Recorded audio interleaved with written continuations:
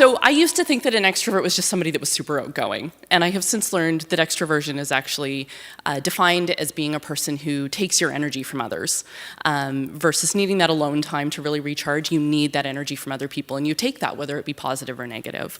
And that is me to the nth degree. On my Myers-Briggs, I am like the 99th percentile extroversion.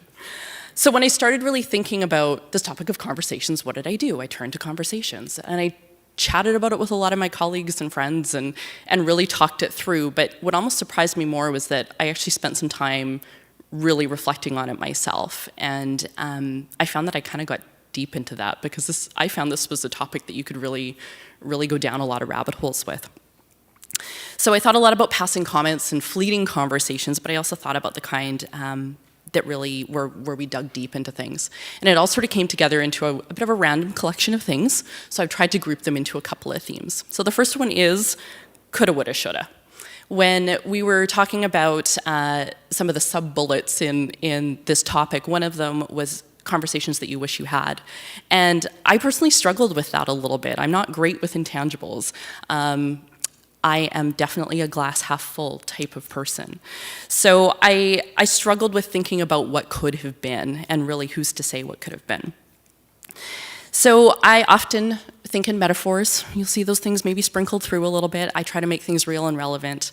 But it's that intangible stuff that I really do struggle with. So just one really quick example, which may be a bit of an aside, but grade 11 physics, not a good idea for me.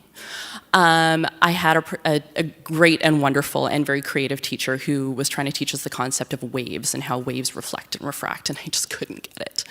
And he actually took the whole class out into the parking lot, lined us up against a speed bump, and had us walk at different angles at the speed bump so he could show us exactly how that would work.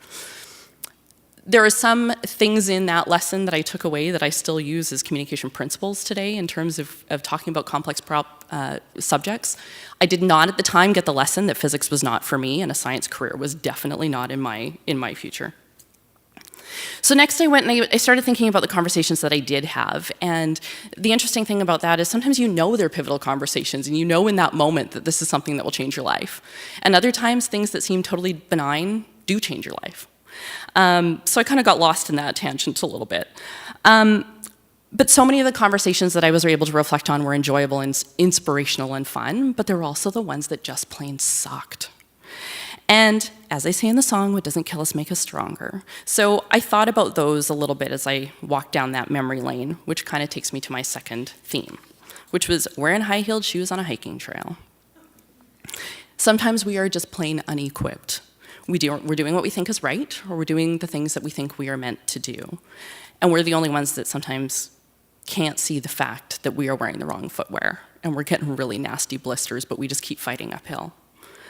I've had a couple of conversations like that at different points in both my education and my career, where some very brave and later reflecting, I realized caring people pointed those things out to me. They cause paradigm shifts, but they're hard things to hear. So I'm the product of two very smart, and I will add well-rounded people.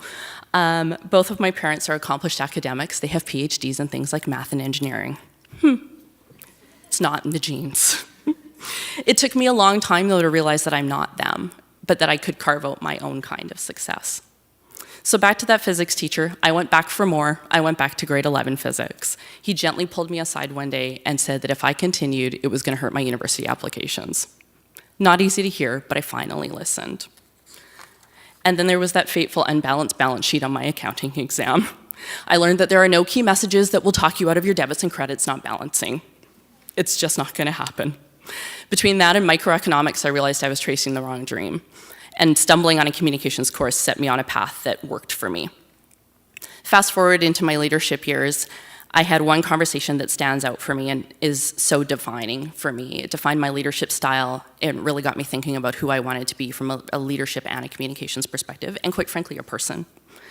So it was a really awful conversation in a very public place. Why did those things always happen at Starbucks? It was a very good friend, and she questioned how I was operating at work, and whether I was being true to my values, and whether I was functioning in a way that was making me the kind of leader and communicator that I wanted to be, and we really dissected that. There were tears, And then there was change, and I really can never thank her enough for that. I've looked back on that conversation and checked myself against that many, many times.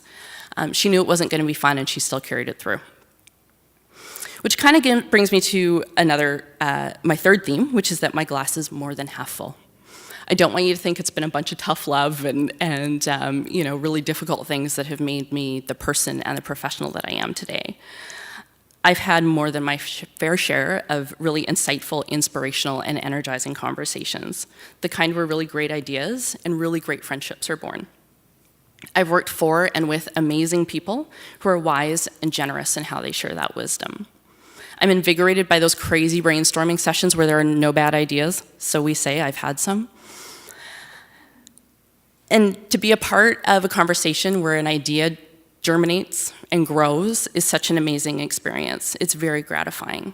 So as communicators, I think we turn ideas into great things. We turn intangibles into tangibles, and our work really makes a difference. And all of those things are sparked by conversations.